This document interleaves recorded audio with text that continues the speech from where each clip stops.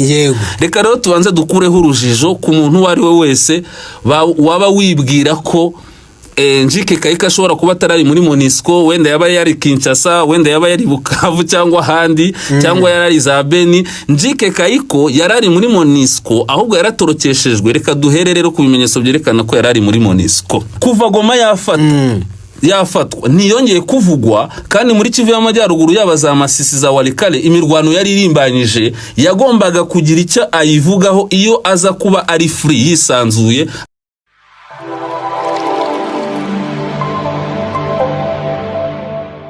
Reka tubasuhuze tubifurize n'ibihe byiza abakunzi ba Anda TV Rwanda. Twizere ko aho muri abari mu Rwanda mumeze neza, abari mu karere k'ibiyaga bigari mumeze bon, inshuti zacu zo mu Burundi mumeze mute ko tuba tubibona ko mudutega amatwi cyangwa mukurikirana ibyo dukora, abantu mu Kayanza, abantu mu Kirundo, abantu bo Bujumbura, rwose twizere ko meze neza. Hirya mu burasirazuba bwa Repubulika Iharanira Demokarasi ya Kongo, za Masisi, za Bukavu, Hepfio na Minembwe, bantu mukurikira Anda TV Rwanda tubateye iteka. Abantu muherereye hakurya y'amazi muri Leta Zunze Ubumwe za Amerika, Uburayi, Aziya ndetse na Oceania, reka tubatere iteka. Ndizeruba ubasuhuza, tubazaniye amakuru menshi ari kuvugwa by'umwihariko mu burasirazuba bwa Repubulika Iharanira Demokarasi ya Kongo n'andi yose yerekeranye nayo. Mbere yuko ninjira mu ncamake, reka mbanze nakire Bwana Claude, umeze neza? Ndaho ndakomeye Bwana Zalbabel, ndashima Uwiteka Imana ishobora byose. Ubundi ndakwemera iyo ndi kumva ijwi ryawe rimeze neza nta makaraza, ibintu bunde abari televiziyo. Nibyo rwose byose tubikesha Imana. Yego, mu byo tugiye kuganiraho rero, abantu mufite amatelefone, abantu muri ku mamashini, rwose ni ikosa kuza gukuraho utumvise uburyo umuvugizi w'ingabo muri FARDC hariya muri Kivu y'Amajyaruguru yitwa ni Lieutenant Colonel Njike Kayiko. Uyu nguyu mwari muzi ko akiri muri Monisco hariya, ariko yaratorotse. Uburyo yatorotsemo, abamutorokesheje nibo turi buze kugarukaho muri iki kiganiro makuru. Angiye nyita ikiganiro makuru kubera ko aba ari amakuru mashya kandi dukora mu buryo bw'ikiganiro.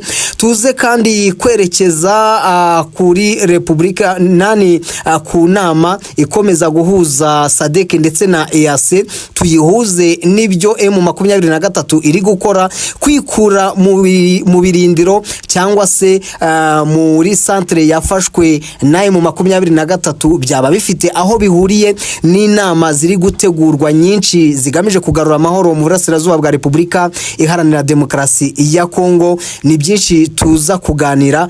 Claude, abakunzi bacu ntibajye kure. Ngira ngo hari n'indi ngingo Bwana Zelbe turi bugarukeho. Biragaragara ko abanyaburayi bameze nk'abatangiye bamwe ubundi aho nashaka ngo uhivugire. Bamwe mu banyaburayi batangiye kubona ukuri kw'intambara M23 irwanira, kuko mu ngingo zikomeye cyangwa mu mpamvu zikomeye M23 irwanira harimo kurwanira uburenganzira bw'abavuga ururimi rw'ikinyarwanda, by'umwihariko ngo bw'abatutsi, kuko nibo bicwa bakarenganywa, nibo bari mu makambi. Iki kintu rero cyakunze kwirengagizwa n'imiryango mpuzamahanga n'ibihugu bikomeye byose, uko byakunze gukora intervention kw'intambara yo muri Kongo. Intervention yose izo mpande mvuze zakunze gukora, iki kibazo wabonaga bakirengagiza, bakavuga ngo ahubwo ni agression y'u Rwanda, n'u Rwanda rwohereje ingabo, urabona bashaka gusahura ubutunzi bwa Kongo. U Rwanda rukavuga kenshi ko hari abanyekongo bambuwe uburenganzira bwabo. Ariko iki muri intervention yaba n'ibyo bihugu bikomeye ubona ko bakirengagiza, yaba na Kongo ikakirengagiza, n'inshuti za Kongo n'ibyo bihugu bikomeye bakibagirwa ko, donc bakazanamo ikintu ngo agression umutungo kamere wa Kongo, ariko bakirengagiza iki kibazo cy'abarwandofone. Ubu rero biragaragara ko mu bihugu bimwe by'Uburayi bamwe mu bantu batangiye gusobanukirwa n'iyo mpamvu, bakavuga ngo hari communauté yabo mu bwoko bw'abatutsi b'abanyekongo, ariko iyo communauté ifite ikibazo cyo kwimwa uburenganzira bwabo. Ati kubihuza n'u Rwanda rero sefo, wenda turaza kureba dufite amajwi, dufite reference yamwe mu madeba yarari kubera kuri zimwe muri radio zikomeye hariya ku mugabane w'Uburayi. Bamwe bavuga ati ikibazo ni communauté yo mu bwoko bw'abatutsi irenganywa kubyitiranya n'u Rwanda sefo, bakanerekana ko Kongo yakoze ikintu cya kumanipira. Kongo yamanipiye abantu ikakomeza kubabeshya, irababeshya, Tshisekedi yiriza amarira y'ingona, nabo bagendera mw'uwo mujyo birengagije impamvu ya community y'abavuga ururimi rw'ikinyarwanda cyane cyane ubwoko bw'abatutsi. Ariko i Burayi bamwe barerekana ko ikibazo, ishingiro ry'ikibazo ari aho ngaho, kandi ko bidakwiye ko kitirirwa u Rwanda. Were mu gihe no mu minsi ishize isi yose yibazaga uburyo ibitangazamakuru Western media, ibitangazamakuru by'ibihugu byo mu burengerazuba bw'isi biceceka, biruca bikarumira ku kibazo cyo mu burasirazuba bwa Repubulika Iharanira Demokarasi ya Kongo, benshi bati rero nuko bazi ukuri kw'ibiriyo. Urakoze cyane. Aho rero ukuri kwabyo kwaje ni na wenda ntago ariyo turi buhereho, ariko nakwibutsaga ko nayo turi buyivugeho, kandi tukazana n'amajwi n'uburyo babivugamo kugira ngo dutange umucyo. Claude, ngira ngo duhere kuri iyi nkuru abakunzi ba TV Rwanda bagomba kumenya vuba byanga bikunda uburyo Njike Kaiku byakomeje kuvugwa kuva ku itariki 27 z'ukwezi kwa kabiri. Urumva harabura iminsi 4 gusa kugira ngo amezi 2 yuzure. Umujyi wa Goma uribewe n'ubundi na mu 23. Njike Kaiku byagiye bivugwa ko ari muri MONUSCO, mu kigo cya MONUSCO hariya babandi bashinzwe kubungabunga amahoro, kuyagarura, bita ku baturage n'ubundi ubwo bafite ibibazo runaka bituruka ariko ku ntambara. Njike Kaiku tuza kubona ku munsi w'ejo nejo bundi ni munsi w'ejo nejo hari ku wa kane, ni ku munsi wo ku wa kane. Ku munsi wo ku wa kane Njike Kaiku tumubona yongera kugaruka ku ifatwa rya Walikare. Abantu batese ni harya byakorana buhanga, ni abantu batese bigenze gute uyu mugabo ko bimwuvugisha umuntu ibyo uyu mugabo ko yarani muri MONUSCO yihishe kuri inshuro agaragaye ate, bigenze gute, yarari he? Ese muturebere neza n'ibyavugwaga ko yihishe muri MONUSCO aho ntago byaba ari ibinyoma. Ariko noneho nk'uko wari ubivuze, mbere yuko tugaragaza ibimenyetso by'uburyo MONUSCO yamutorokesheje, yego tugiye kubanza dukureho urujijo kuwaba ashidikanya ko uyu mugabo atarari muri MONUSCO. Twe turerekana uburyo yarari muri MONUSCO. Kuba muri MONUSCO byo ntabwo ari ikinyoma, yarari. Hari abatabyemera, abo ngabo turabanza tubereke facts zigaragaza ko yararimo, ahubwo koko yatorokeshejwe. Noneho nitumara kubereka ko yararimo, turanabereka uburyo yatorokeshejwe kugeza ubwo ejo bundi yagaragaye hashize hafi amezi 2. Yego, reka rero tubanze dukureho urujijo ku muntu uwo ari we wese waba wibwira ko Njike Kaiku ashobora kuba atarari muri MONUSCO, wenda yaba yari Kinshasa, wenda yaba yari Bukavu cyangwa ahandi, cyangwa yarari za Beni. Njike Kaiku yarari muri MONUSCO, ahubwo yaratorokeshejwe. Reka duhere rero ku bimenyetso byerekana ko yarari muri MONUSCO. Yego, Njike Kaiku ubundi tujya kureba Kivu y'Amajyaruguru igizwe n'icyo bita état de siège. État de siège ikaba iyobowe mu buryo bwa gisirikare. Njike Kaiku yari umuvugizi w'igisirikare cya FARDC mu ntara ya Kivu y'Amajyaruguru, umuntu ukomeye cyane. Kandi ubuyobozi bw'intara ya Kivu y'Amajyaruguru yaba ubwa gisivile bwose n'ubw'ingabo, ubuyobozi bw'intara ya Kivu y'Amajyaruguru bwa état de siège n'izindi ngabo zindi bwimuriwe i Beni. Bagiye Beni. Ariko kuva M23 yafata Goma, ntago Njike Kaiku yigeze agaragara mu basirikare ba FARDC bakuru bafite n'inshingano zo kuyivugira. Nk'umuntu wari ufite mu nshingano kuvugira igisirikare cya Kivu ya ruguru, ntiyongeye kuvuga kuva Goma yafatwa ntiyongeye kuvugwa. Kandi muri Kivu y'Amajyaruguru yaba za Masisi za Walikale, imirwano yari irimbanyije, yagombaga kugira icyo ayivugaho iyo aza kuba ari free, yisanzuye, ari ahantu agaragaza mu byo ku rugamba rumeze, aho M23 aho abarwanyi ba FARDC, ingabo za FARDC zisubije. Yego, kuko urumva Goma yafashwe tariki 20 harya z'ukwezi kwa 27 z'ukwezi kwa kangahe, z'ukwezi kwa kabiri z'ukwezi kwa kabiri. Tukabona ko ubuyobozi bw'ingabo bwa FARDC abatarafashwe cyangwa bataragize ibindi bibazo barimo nk'aba uriya wari guverineri ntuza Peter Chirimwami wishwe. Yes, uzi ko yasimbuwe n'undi mu generali, ikicaro bakakijyana Beni, n'ubundi ari mu bantu bahunze mbere nawe rugikubita. N'ubundi buyobozi bw'ingabo rero bwari Beni. Njike Kaiku rero ntiyagaragaye n'imirwano yose yabaye hagati aho ntiyigeze agaragara cyangwa ngo avuge kandi byari mu nshingano ze. Sibyo, icyo ni icya mbere. Njike Kayiko avuze nyuma y'ukwezi n'iminsi nka nkingaye, buriya twavuga niba yaragari ni ukwezi n'iminsi nukuvuga ngo amezi abiri yaragiye yari kuzura ku itariki 27. Njike Kayiko yavuze ku itariki 20 ahari uyu munsi Njike Kayiko yavuze ari ku wa kane, yavuze ari ku wa kane hari tariki 20, hari tariki 20, sibyo? Avuze tariki 20, ubwo hari hashize ukwezi n'iminsi ngahe, buriya tariki 27 z'ukwa mbere, hari hashize iminsi nka 23. ariko twibutsa abantu mu kwezi kwa mbere 27 nibwo Goma yafashwe. Nyine mu kwezi kwa mbere donc hari hashize ukwezi, abantu batubabarire, reka tubare, hari hashize amezi abiri aburaho nk'iminsi 9 cyangwa 10. Sibyo, ni ukwezi kurengaho igice, ni ukwezi n'igice birenze, birenga, sibyo?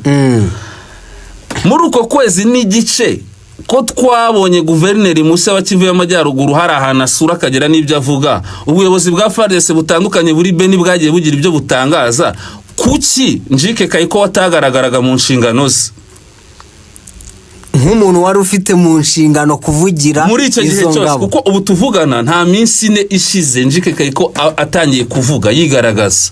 Nakubwiye ko yafashwe nyuma y'umunsi umwe centre ya Walikale igira, nibwo yavuze ku buyobozi buri muri Beni, yaba guverineri n'abandi bayobozi b'ingabo, kari nkaho Nord Kivu ku buyobozi bwa Kinshasa riri kuyoborerwa. Icyo gihe cyose yari hehe? Icyo nicyo abantu bagakwiye kukibazaho, sibyo? M23 hagati aho yafashe ibice itari agafata muri Masisi birimo za Nyabyondo, irakomeza ifata za Gahanga, irakomeza ifata za Kibati, ifata za Gasheberi kuko niho ahantu ashinzwe kuvugira. Kivu y'Amajyepfo n'ifite umuvugizi wayo.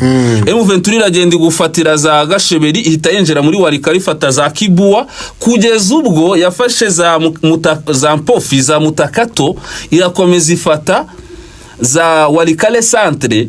Nako ibyo bice byose umugabo ushinzwe kuvugira igisirikare cya Kongo donc ntabwo M23 baga yafata agace ngo Njike Kayiko bari kubivuga, ariko reba izo operasiyo zose ntacyo yigeze azivugaho. Ikindi, Njike Kayiko niwe wari kuba wa mbere mu gusobanura ku ifatwa rya Goma.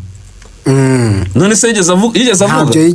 Njike Kayiko yigeze agaragara ati nka FARDC yigeze avuga ngo nubwo yari kuba yahunze, yari kuba ari mu bice bigenzurwa na leta, yari kugira icyo avuga ku ifatwa rya Goma nk'umuntu wari ukuriye nk'umuntu uvugira ingabo za FARDC zarwaniraga muri Kivu y'Amajyaruguru.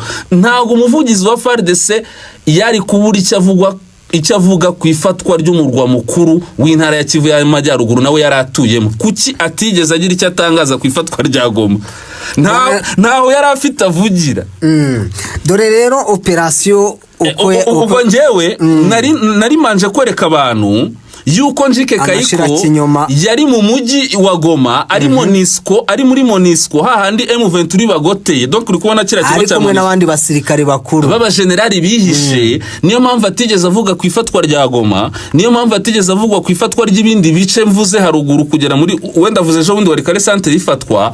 Ni nayo mpamvu ukwezi n'igice kurenga ntacyo Njike Kayiko yavugaga nk'umuvugizi w'igisirikare cya FARDC muri Kivu y'Amajyaruguru, kandi biri mu nshingano ze. Nuko aho yarari nta buryo yari kuvuga aho ngaho, nta handi. Amakuru atwereka ko yarari muri Monisco, kandi mu buryo tunabisobanuye abadukurikiye barabyumva. Ahubwo nawe tugezeho operasiyo y'uburyo Monisco yamucikishije ejo bundi mu minsi mike, noneho agatangira kugaragara urugamba rugeze muri Walikale centre.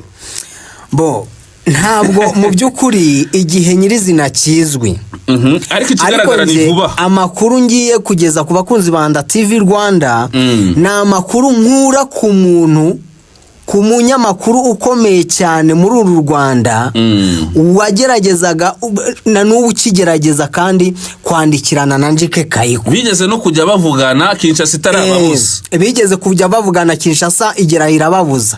Ariko mbere baranavuganaga gutya cyane akamuha etage. Ukuntu rero bimeze. Leta ya Kinshasa ikimara kubona ko bizagorana ko Njike Kayiko n'abandi ba generali bari kumwe muri MONUSCO kuvamo bizagorana nyine, batangiye gukora operasiyo Bugegera ubuturi ubwo ni bwa buryo buhishe cyane y'uburyo bamucikiye. Batangira kuganira nabo muri MONUSCO ariko nabwo babandi bakuru. Yego. Hariya muri MONUSCO bari abo ba generali ni Kinshasa, leta ya Kinshasa yapanze na MONUSCO uburyo yacikisha abo ba generali harimo na Njike Kayiko kugira ngo mu 2023 itazigera ibafata wa mateka ngibashire kwitangazamakuru.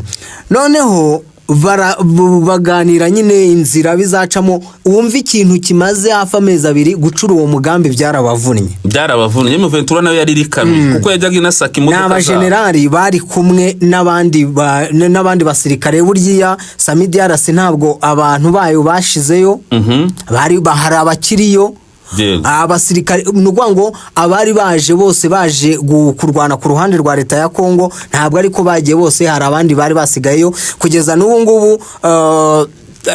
Nka South Africa nayo ivuga ngo hari abantu bayo bagihari, hari abantu bayo bagihari kandi baganirira na M23 ko bakwinjira mu nzira nyine bakwinjira mu biganiro bigamije kuzahaba. Sina South Africa gusa Samidiarasi yose, Tanzania, Malawi na South Africa. Biza kugenda gute rero umupango barawupanze barawunoza. Hariya muri MONUSCO harimo imodoka nyinshi. Yego. Nk'abantu bahora bagenda mu bice bitandukanye nyine bafite ibinyabiziga bagendamo. Noneho kandi n'ingabo za M23 zikaba zizengurutse kara gace MONUSCO irimo kira kigo ariko batemerewe kujyamo imbere. Abantu batwumve neza, M23 ntabwo yemerewe kwinjiramo hariya mu kigo imbere muri MONUSCO icungera hanze. Noneho uko operasiyo yakozwe bakije amamodoka, batsi imodoka zirenze 5 MONUSCO imbere mu kigo. Bafata imodoka z'imbere ntibazishyiramo abo ba generali ndetse na Lieutenant Colonel Njike Kayiko, babashyira hagati. Bafashe nk'imodoka wenda nk'ebyiri zo hagati, urumva izindi ebyiri imwe imbere n'izindi ebyiri inyuma, babakubitamo baziha umuriro bagisohoka mu kigo cya MONUSCO. M23 yireturuva iri guhagarika za modoka, bahagarika nk'ebyiri z'inyuma, izindi zawufateho zagiye. Abandi barahagarara ku neza uko nundi se ntacyo bikangaga, baravugaga bati abambere bapfa kuba bagiye, twebwe niyo badusubizayo. M23 wijya guhagarika imodoka, ihagaritse umuyaga. Njike Kayiko n'abandi ba generali bose bagiye. Gusa makuru yandi akavuga ko uwo muntu ndi gukesha ndi gukotinga kubw'umutekano we, ubundi hari ukuntu bashaka kumenya ngo wandikirana na Njike Kayiko gute. Birazwi cyane. Ati umuntu yandikirana na Njike Kayiko gute ugasanga nawe ntago bari ikibazo. Nuko Njike Kayiko na bagenzi be bagenda gutyo, ariko icyerekezo barimo ubu ntawe ukizi. Ngiyo intandaro yo kujya kubona bajya babona Njike Kayiko avuze ibya warikare. Njike Kayiko atangiye kuvuga ko we mu 2023 ngiri kugenda yototera ibice birimo amabuye y'agaciro kubera ko ariyo bashaka. Yo magambo yavuze. Njike Kayiko ati mu 2023 urumva yavuze rimwe ni ikiganiro kimwe yakoze, ntabwo yigeze yongera kuvuga bwa kabiri. Abantu batangira yewe ejo nawe nari ndimo kukumva uvuga utariko se iyi madoadoa yambaye, iyi teni militaire yambaye ni nshyashya irashaje bimeze. Bwana Clever Bemba wari ukiri gushidikanya ati ko nabonye teni yambaye ni nshyashya ni ya kera, aho ngaho ntagarabashasha ya kera bazanye. Ariko Njike Kayiko nuriya nta kiri muri MONUSCO yaramutorokesheje. Njike Kayiko yaratorokeshejwe, gusa ntabwo nawe amakuru yaho ahagaze ubu ngubu, naho yavugiye biri ejo ntawe urahamya. Amakuru yaravuga ko biriya yabivugiye Beni.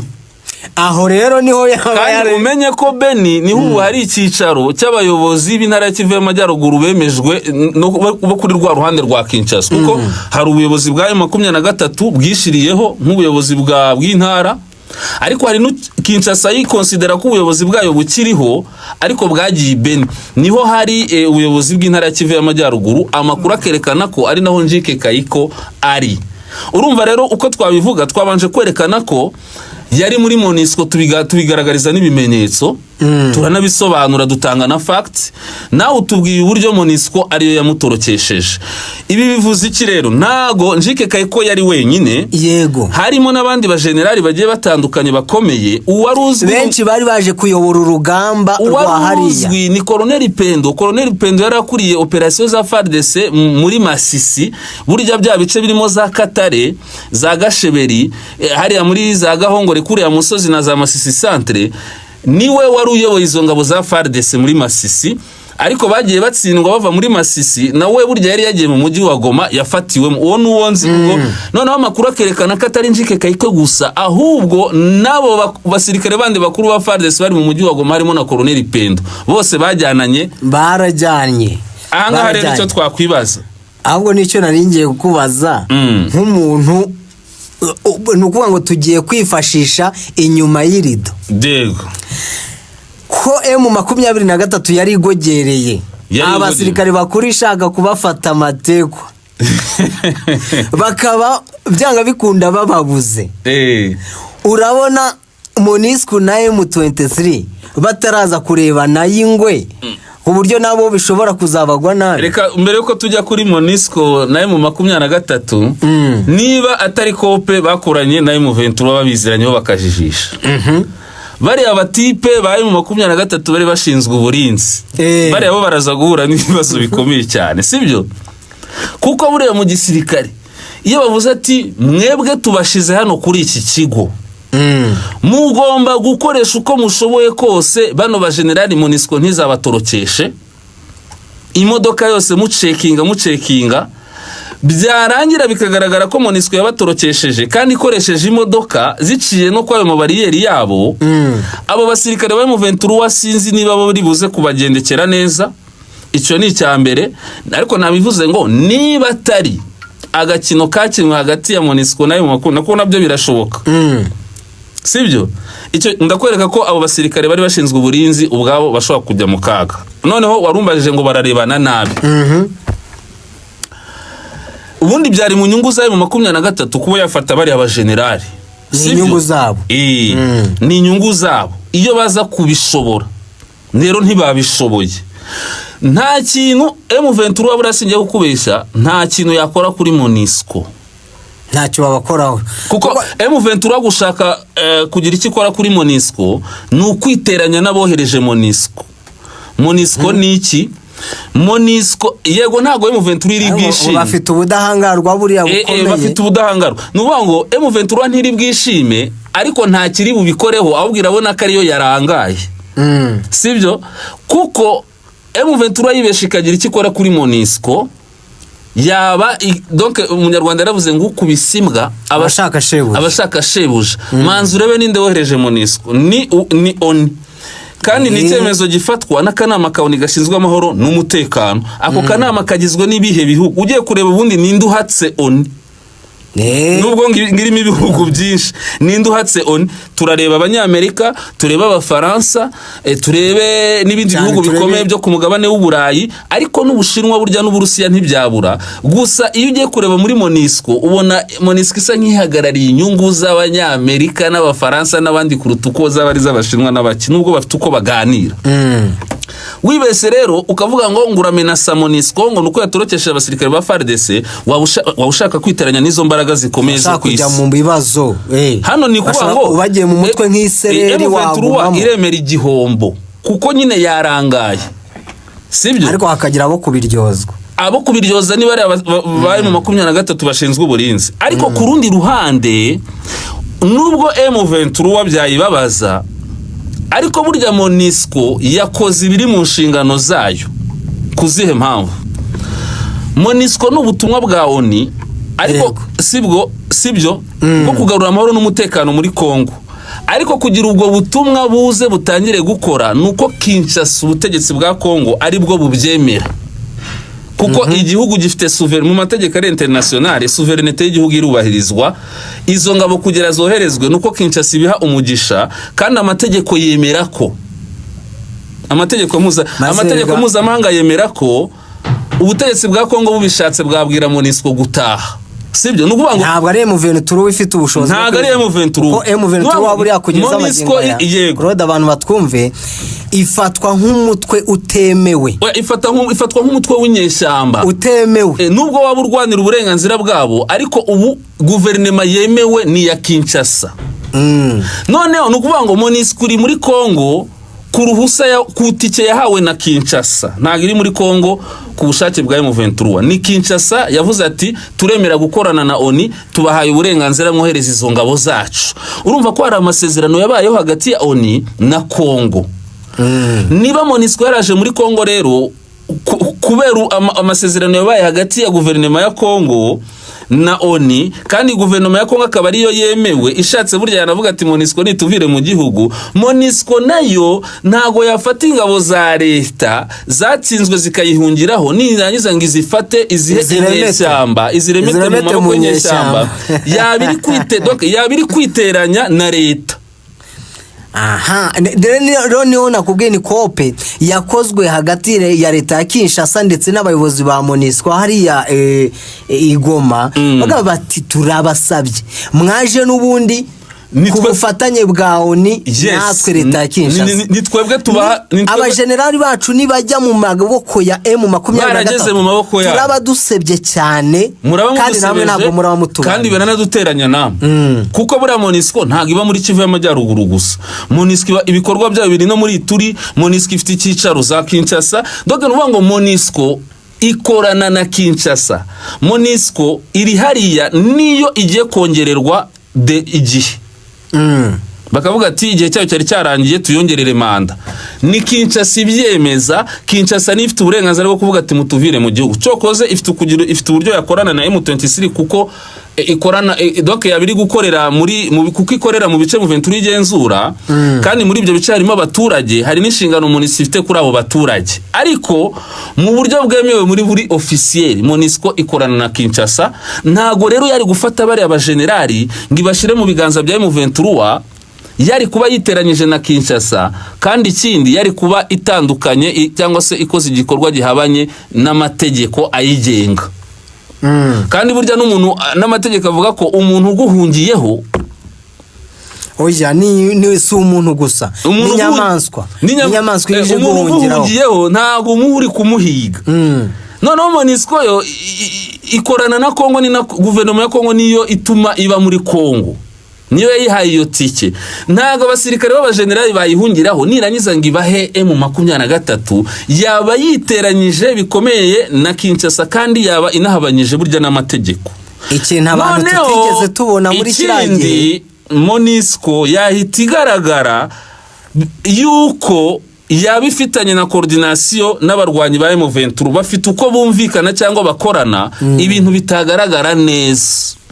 Yego kuri Kinshasa ntiyanabibona neza, ariko na za communauté internationale zavuga ngo ni gute MONUSCO yaje muri Kongo kubera Kinshasa ari nabo bakorana, kuki ifata abajenerali kabahinyeshyamba ahubwo yagakwiye kubabika cyangwa se kabaha ubuhungiro mpaka igihe ikibazo cyabo kizakemukira. Urumva ko na MONUSCO nubwo M23 ihomye hari uburyo byari kuzayifasha bari abajenerali bafashe ikabashira kuri radio ati ngaba turabafite ikabentegra mu ngabo zabo, hari indi influence yari kuba yiyongereyeho. Ariko na MONUSCO nayo nta kosa yakoze, ariko wenda hari ababyumva bakavuga atari ko sha bite byane, ariko MONUSCO yo yarengeraga inyungu zayo.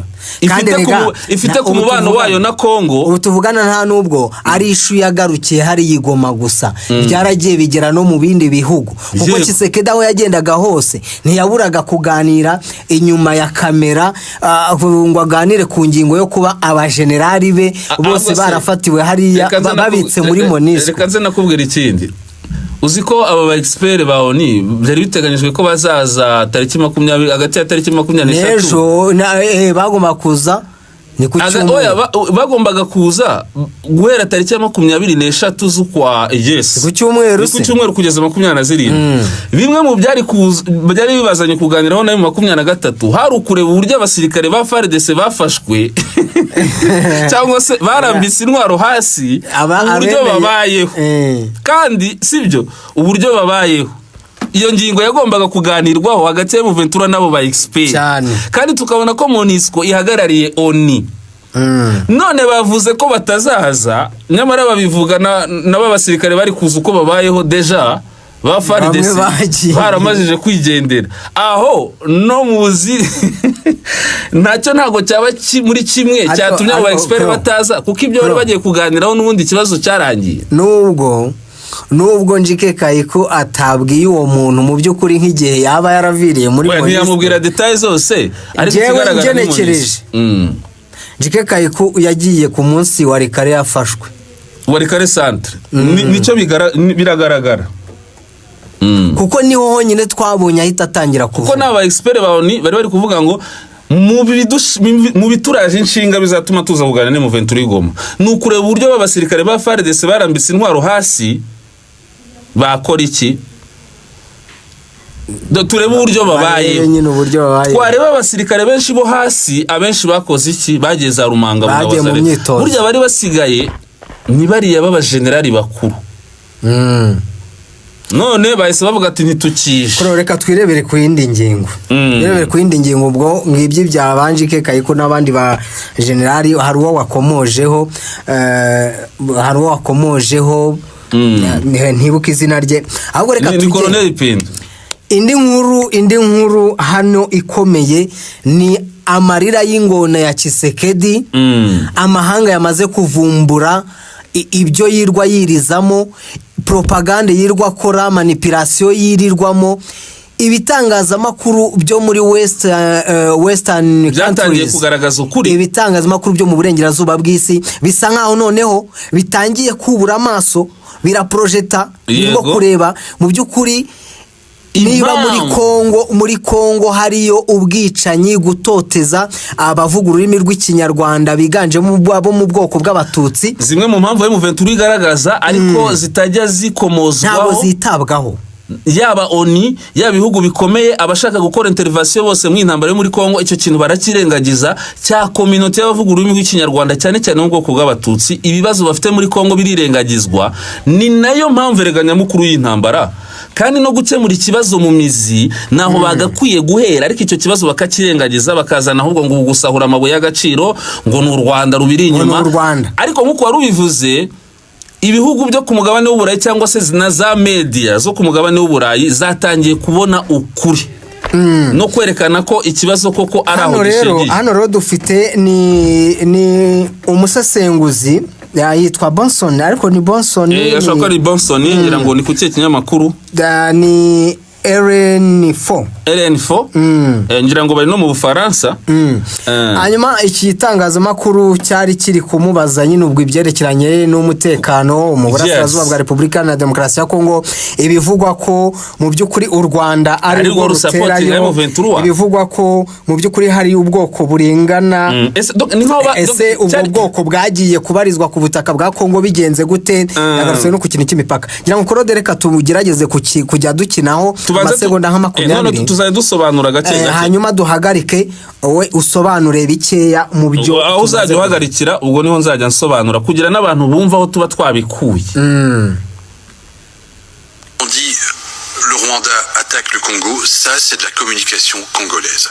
Point barre. Ça veut dire qu'on dénie au M23 le droit d'exister. Ça veut dire qu'on dénie au... Aravuga ngo abavuga ko u Rwanda rwateye Kongo ibyo ntago ari byo, ayo ni amatangazo ya Repubulika ya Demokarasi ya Kongo. Donc we aravuga ko ayo ni amatangazo donc ntago ari byo ahubwo bo bashingira ku matangazo ya Kongo batabanje kureba ukuri. Kandi ngikindi ngabavuga ko u Rwanda rwateye Kongo nabashaka gupfobya impamvu za M23 bashaka kwerekana ko itabaho. Ahubwo ngari u Rwanda dukomeze ubwo ngubwo barakomeza babisobanukirwa neza ko tugenda tubisobanura. Tutsis congolais le droit d'exister. Or les Tutsis congolais ça existe. Je veux dire quand on a mis les barrières, les frontières en 1885. Usibye ko kuba ari amatangazo ya Kinshasa donc agamije gupfobya M23 berekana ko itabaho bwa u Rwanda, harimo no gushaka gupfobya cyangwa se kwirengagiza uburenganzira bw'abavuga ururimi rw'ikinyarwanda babona ko abo bantu batabaho hari. Aravuga ati abo batutsi barahari. Abavuga rero ko u Rwanda rwateye Kongo bashingira ku matangazo ya Kinshasa. Ibyo bisobanuye gushaka kuvuga ko M23 itariho cyangwa se abanyekongo bo mu bwoko bw'abatutsi barwanira uburenganzira bwabo batariho. Ati ibyo ngibyo ntago ari byo. Akantu hano twari dusorejeho aravuga ati abo barahari kandi babaye muri Kongo kubera ikatwa ry'imipaka. Komeza rero. Avec la convention de Berlin, on n'a pas regardé où étaient les ethnies et ainsi de suite. Donc évidemment, s'il y a des Tutsis un petit peu à droite, il y en a forcément à gauche. Ce qu'on a toujours refusé de reconnaître au Congo. Donc les Tutsis sont véritablement victimes de violences terribles. Il y en a... Uri kubyumva biturutse donc ni ibibazo byatewe no gukata imipaka nko kuri ababivuze mu byemezo byafatiwe mu nama yi Berlin. Sibyo hano bakavuga ngo rero kugeza ubu ngubu abatutsi muri Kongo bafite ikibazo ariko babaye victime. Donc nuvuga ngo abatutsi muri Kongo babaye victime cyangwa se nibo bagizweho ingaruka n'icyo kibazo gishingiye ku mateka yo gukatwa imipaka kuko muri Kongo ntago bashatse kwemera abo bantu nk'abanyekongo. Alright. À peu près 80 000 qui sont toujours dans des camps au Rwanda depuis plus de 30 ans aujourd'hui. Et il y en a plus de 200 000 qui sont en Ouganda et au Kenya. Ça, c'est une réalité. Donc quand le M23 dit... Enfin, quand les...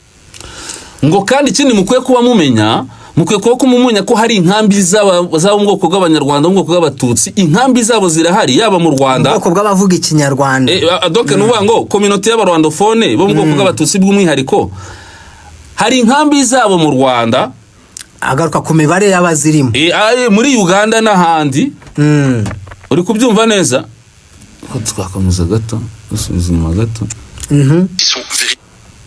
Convention de Berlin, on n'a pas regardé où étaient les ethnies et ainsi de suite. Donc évidemment, s'il y a des Tutsis un petit peu à droite, il y en a forcément à gauche. Ce qu'on a toujours refusé de reconnaître au Congo. Donc les Tutsis sont véritablement victimes de violences terribles.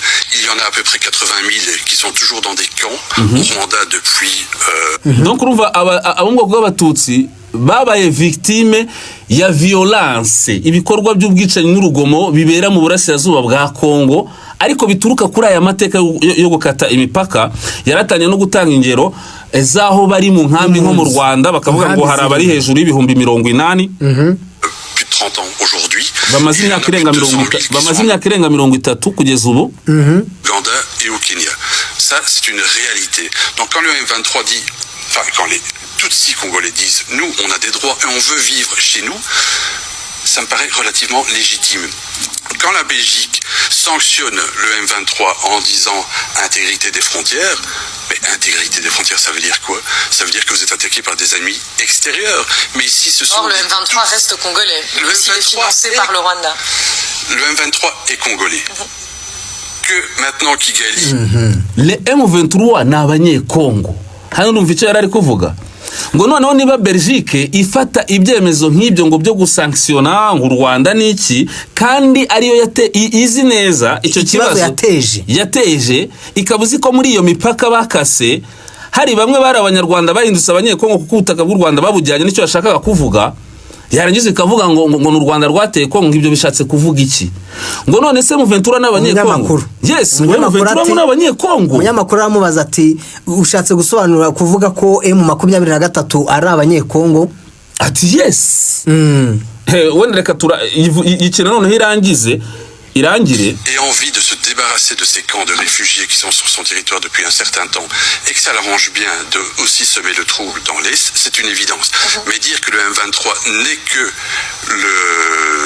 un suppôt du Rwanda, ça c'est faux, c'est de la communication qui était très très bien menée par Kinshasa. Si on regarde au fil des ans, depuis l'installation de M. Tshisekedi au pouvoir, on a cette petite musique qui intervient tout le temps, c'est-à-dire M23 égale Tutsi, Tutsi égale Rwanda. C'est faux.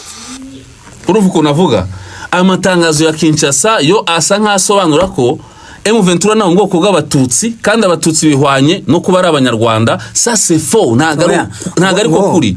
Ni ukuvuga ngo M23 wigizwe n'abatutsi kandi abatutsi bivuze kuba uri umunyarwanda. Ça c'est faux, ntago ariyo ibinyoma. Kuko uyu nguyu we urumva ko nawe numwe mu bashakashatsi anakora ubucukumbuzi cyangwa se ibiganiro ku binyamakuru bitandukanye. Iki ni ikiganiro cyakurikiwe n'abantu benshi. Hano rero ukabona ko hari abanyaburayi bamwe batangiye kubona ukuri kandi bari no kugusobanura kuko birirwa bibaza impamvu iki kibazo kitarangira. None we dokereka tunabivuge muri make yuko yabisobanuye.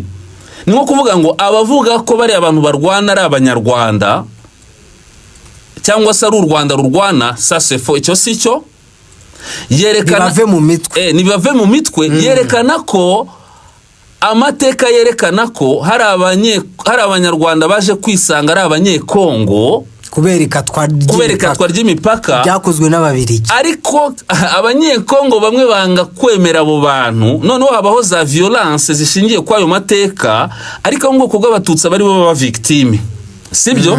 Baranangwa. Noneho bano bantu baza guhunga mu Rwanda, muri Kenya no muri Uganda, sibyo? Inkambi zabo ziri akerekana ko ari abo ngabo M23 irwanira uburenganzira bwabo, kuko ariko kuri nyako ibindi abantu bagenderaho ari amatangazo ya Kinshasa. Ariko ubundi bityo ko ibivugwa ko ari u Rwanda rwateye Kongo atari byo, ahubwo hari abanyekongo barwanira uburenganzira bwabo bariho kandi bavuga ururimi rw'ikinyarwanda. Niba twashatse kwerekana Claude, twibukiranya neza ko mu byo abagiye bayobora leta ya Kinshasa bagiye bavuga, bemeraga impunzi ziri mu bihugu bya Uganda, iziri muri Kenya, zagera ku mpunzi ziri mu Rwanda bakavuga batereka reka izo tuzazitondera bariya n'abanyarwanda.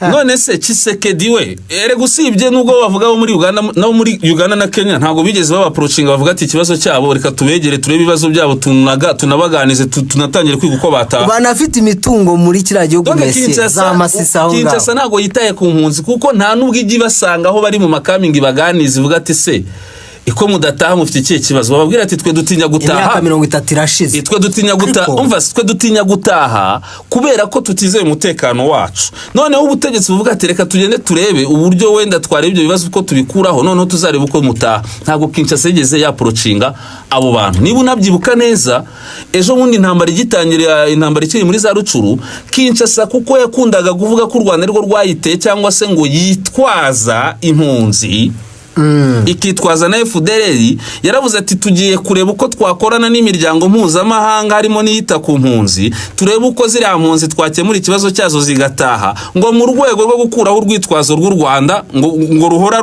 rutera Kongo rwitwaje zino mpunzi.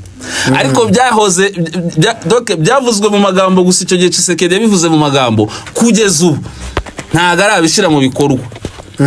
Noneho reba ikibazo gihari rero, uri kubona ko bano babyemera banabitangaza n'abanyaburayi b'abashakashatsi bakurikirana politiki, doke n'aba geopoliticien bareba politiki y'isi ahigeze, ndetse bagakurikirana na politiki n'intambara doke n'ibibazo by'umutekano cyangwa ibiteza umutekano muri Afrika no muri aka karere. Bo barabisobanukiwe, niyo mpamvu bari kubisobanura ku maradiyo.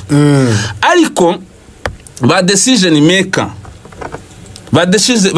makers, abafata ibyemezo, abayobozi b'ibyo bihugu, bo barabizi, sibyo? Bo barabizi nabo, ariko birinda kubikomozaho. kube uri kubyumva sibo bonyine barabizi imiryango mpuzamahanga yita ku ishami ry'umuryango w'abibumbye ryita ku mpunzi rizi icyo kibazo nyine iryo shami ryoherezwa n'ibyo bihugu barabizi nabo ariko bo ntibajya mu itangazamakuru ngo babivuge berekana ko icyo ari ikibazo kigiye gikomeye gituma M23 wirwana sibyo kuko icyo kintu kivuzwe kigahabwa agaciro Kinshasa nta busobanuro yabifite kuko nukuvuga ngo Kinshasa nukuvuga ngo niba ufite abaturage wowe n'ingabo zawe za leta n'imitwe itandukanye mayimayi akaba rimwe mu bamenasa bagahunga none niba barwanye bashaka kugaruka mu gihugu cyabo cyangwa bashaka uburenganzira bwabo ntibihita byumvikana ko ibyo bintu bifite rezo ariko ibihugu bikomeye byose bikora intervention byirinda kugaruka kw'ingingo kuko hari inyungu bifite ku butegetsi bwa Kongo kandi nibushaka ko iki kibazo gikemuka mu buryo bwa burundu donc n'abanyaburayi n'abanyamerika batifuza ko intambara zihagarara muri Afurika noneho bo bakomeza gutuma impamvu izo intambara zibaho zigumaho nk'ubu ngubu bazatuma ikibazo cy'ubuhunzi kigumaho kugira ngo izo mpunzi mu gihe runaka nazo zigeze kuko barabizi baravuga ati bari abantu ntago bazemera kuguma hanze bazajya bashoza intambara kandi natwe ibyo dukeneye ni intambara urumva bo bakeneye intambara ariko n'u Rwanda nawe akeneye uburenganzira bwe ariko uwagakwiye kumufasha gukemura icyo kibazo yanga kubikora nkana kuko nakubwiza ukuri ko abanyamerika abanyaburayi oni ibihugu bikomeye biriya bihugu bikomeye byokeje igitutu Kinshasa ati ziriya mpunzi mugomba gushaka uko zitaha kandi zizeye umutekano Kinshasa yabikora ariko usanga ibyo ariko nabo bashobora kujyayo bajyayo ku ngufu bajyayo bafite amakenga ariko nyine impamvu reka ze nkwereke ariko ibyo bihugu buri gihe uzareba intervention bikora ati ingabo z'u Rwanda nizive muri Kongo ati n'u Rwanda rwateye Kongo ati n'u Rwanda rushaka gusahura Kongo ujye ubona imyitwarire za Belgique sibyo bakirengagiza cya kibazo cya nyacyo impamvu bakirengagiza nukugira kizagumeho gikomeze no kukurereka kizagumeho kibazo kidakura ntabwo kibabyari icyo kibazo kizagumeho kugira babone uko izo ntambara zigumaho kuko nibyo bifuza nibifuza ko abanyafrika bangu babona amahoro bifuza ko muri aka karere babona amahoro niyo mpamvu n'ikibazo bo bateza ibibazo none si iki kibazo cy'amacakubiri muri Afurika ikibazo nyine ibibazo by'amacakubiri turebe mu Rwanda byatewe n'iki ibibazo by'ababirigi si ibibazo by'ababirigi none si ibibazo abarondofone bafite muri Kongo byaturutse kuki kuri iryo katwa ry'imipaka ni bande se bariteje nabo babirigi ariko uzi kugira ngo ufate uri kumvugura n'ukuntu baba barabiteguye uzi kugira ukata imipaka ufata abaturage b'igihugu ubashire ku kindi abo baturage nubwo waba ubashize ku icyo gihugu usibye amabura kindi ariko baba ntibazabura ibibazo byuko wenda batanahimva cyane tuvuge ko bahabaye imyaka banahimva ariko ntihazabura babikoze babizi urugero rworoshye kwa adapta urabizi burya gufata umwana ukamuhindura uwawe ariko atari we wamubyaye ukitwa umubyeyi we igihe cyose niyo yakura ntabura kubona ko utari umubyeyi ariko noneho ikibazo nanone n'ababandi wenda doke tuvuge n'urugero bari abanyarwanda babajyana muri Kongo sibyo siko bimeze bari bazi ko bazabyuririraho mu kubaryanisha n'andi moko yo muri Kongo kandi barabikoze urumva rero ni ibintu bateguye kera ariko yaba ikibazo abarondofone bafite muri Kongo gituruka ku mateka y'ibyo bihugu by'i Burayi muri Conference de Berlin n'ububirigi burimo sibyo ntago babura kukiyoberwa rero so bananirwa kugikemura cyangwa gukomoza ku kibazo cya nyacyo bahereye mu mizi babizi kuko nibashaka ko icyo kibazo gikemuka kugira ngo intambara zizahoreho ni nayo mpamvu ubona na FDLR bazi ko ari ikibazo ariko uzarebe ko bajya bayirwanya wari wabona FDLR bayirwanya irwanywa nabandi wibuka ko muri 2012 na 2013 hari hafashwe umwanzuro ko hazaraswa M23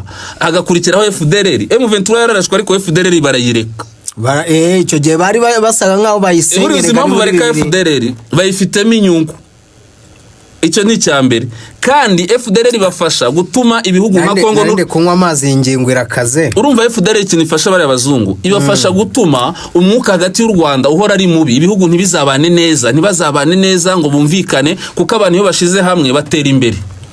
Kandi twe ntago dushaka iryo terambere ryabo. Ikindi iyo abantu bashize hamwe umutekano uraboneka, kandi twe dukunda gusahurira mu nduru. Izo nduru zidahari twazasahura gute? Niyo mpamvu zababona za FDLR ntacyo bazikoraho, kuko bo bafite niwugeze wumva na president w'u Rwanda bikomoza avuga ati ntago numva impamvu uburyo FDLR imaze imyaka irenga 30 hariya muyirebera. Bayireba nyine oya banayitera inkunga, bayiha intwaro, bayifasha kwiyubaka. Ndibuka ni nk'ikimine cyabo bateze hariya kizajya gihora gishibukana none ako ba retired James Kabarebe hari operation yihera umoja wetu bagiyemo muri Kongo, bari bagiye n'ubundi bagiye gushasa bahiga zino operation uryo zakorwa. Donc abanyekongo nabo ntago ushobora kumenya ibyabo. Zira operation zarakozwe, hari n'aba FDLR bafashwe icyo gerega basenya n'inkambi bavuga bati abanyarwanda bari hano turabigize n'ubutayi. Ariko noneho rero impamvu bamwe barafashwe ariko ba protecting abandi, donc banze ko bose bafatwa, baravuga ati tujijisha hagira bafatwa abandi basigara, ariko dusigaza abandi. Abasigaye rero basigaye gute? Ubwo nashaka kubwira ko rero uburyo basigaye kandi MONUSCO yari biziranyeho na FARDC cyangwa na Kinshasa. Abasigayeyo barabanje babashira mu ngabo, babahisha mu ngabo za Kongo. Uri kubyumva? Ku bushake abandi babagira abaturage b'abanyekongo, babahama ibyangombwa. Operation irangiye babafasha kwiregurupa, barongera bariregurupa. Ni Kinshasa yabafashije ku bufatanye na MONUSCO.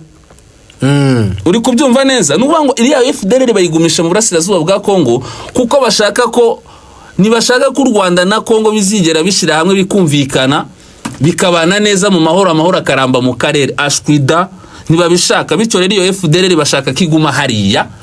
Noneho ikibazo cy'abarwandofone ntibashaka kugikomoza ngo gikemuke mu mizi, kuko bashaka ko bahora mu nkambi, noneho bajye bahora barwana. Nyine uri kumva bajye bahora barwana. Ese hariya harya muri Kongo turajya afiteyo inkambi zirimo abanyarwanda zigaragarira hese zahe iki? None se reka nze nkubaza, ntago uzi ko ubwabo aribo bakuyeho icyo bita impunzi zahunze z'abanyarwanda, zahunze muri 59 zikiri hanze, n'izahunze muri 94 zigiri hanze. Statut y'ubuhunzi oni yayikuyeho, yavuyeho. Abitwa impunzi nabahunze nyuma yaho, wenda bashobora kuba barahunze ku bibazo bya politike n'izindi mpamvu zabo bagaragaje, kuko hari ababunga bavuga ati ngiye nari umunyapolitike none narindi menase ndahunze. Abo baracyemera. Hari n'undi uvuga ati ngewe nari mfite ikibazo cy'umutekano wanjye ndahunze. Nubwo baba babeshya, hari bigaragara ko babeshya, ariko ababakira bo ntago ariko babibona. Serious kibibona. Iyo uje uyihungiraho ikavuga uti dore ngewe mvuye mu Rwanda mpunze ibibazo bya politike narindi menase, dore bari kumenasa gutya. Urabizi ko benshi bitwaza iyo turufu bakabaha ibyangombwa by'ubuhunzi, baba babeshya nibyo, ariko nubundi oni ikeneye ko izi mpunzi zihoraho. Barakuraho stati y'abamwe bakemera abandi nyine. Urumva cya kibazo barakigumishaho. Ariko ubundi stati y'impunzi zahunze 59 n'izahunze 94 yavuyeho, iziri muri Kongo rero bikitwa ko ari zahunze 94. None se kiyo stati bayikuyeho kuki bakizikonsidera nk'impunzi? Ubwo bazafate n'iziri mu Rwanda bavuge bati stati y'ubuhunzi tuyikuyeho, u Rwanda mushaka ukundi kuntu. Urumva rero ko ikibazo, urumva ko hari bamwe mu bazungu cyangwa mu banyaburayi batangiye kugaragaza ukuri nk'uko uyu mugabo yarari kubisobanura. Izi nkambi dufite mu Rwanda uko zingana ni nyinshi cyane, ariko noneho ba decision maker abayobozi ba decision maker bo barabizi, ariko ntibashaka gukora iki kubyerekana. Ariko noneho aba bantu bakurikirana politike hafi b'abageopoliticiens burumva ko kuri barakuzi k'ikibazo hari community y'abarwandofone cyane ngo kuga abatutsi bicwa bakarenganwa n'impunzi mu nkambi mu Rwanda, muri Kenya, Uganda. Abo niyo mpamvu nyamukuru niho ruzingiye, ni nayo mpamvu y'M23 irwanira, bici bivugwa ko ari u Rwanda n'amatangazo ya Kinshasa ntaho bihuriye n'ukuri. Urumva ko aho ngaho babibona, ariko ba decision maker bafite inyungu mu makimbirane iyo muri aka karere bo ntibashaka kubikomozaho bwana Zarubabere. Wumva ko banaba bafite n'uruhare mu bibazo by'umutekano muke muri aka karere. Ndumva rero bwana Claude twasoreza ahangaha kuko iyi minota irahagije ku makuru twagezaga ku bakunzi bacu, gusa tubararikira gukomeza gukurikirana Rwanda TV Rwanda n'ubundi kugira ngo aba makuru agezweho, breaking news, ubusesenguzi bugiye butandukanye ku ngingo zateguwe, byose bijye bikugeraho kubera ko mukwiye ibyiza. Corona gushimira cyane. Ndagushimiye cyane nawe bwana Zarubabere.